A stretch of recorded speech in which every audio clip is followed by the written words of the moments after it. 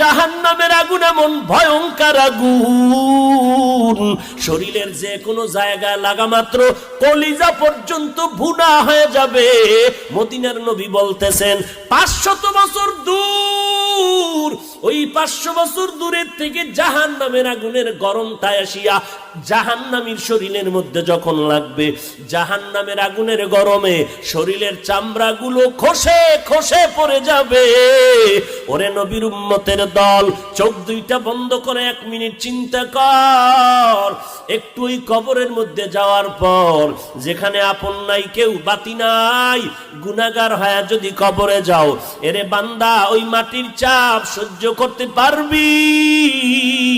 ওই কবরের মধ্যে জাহান্নামের আগুন সহ্য করতে পারবানি রে বাবা?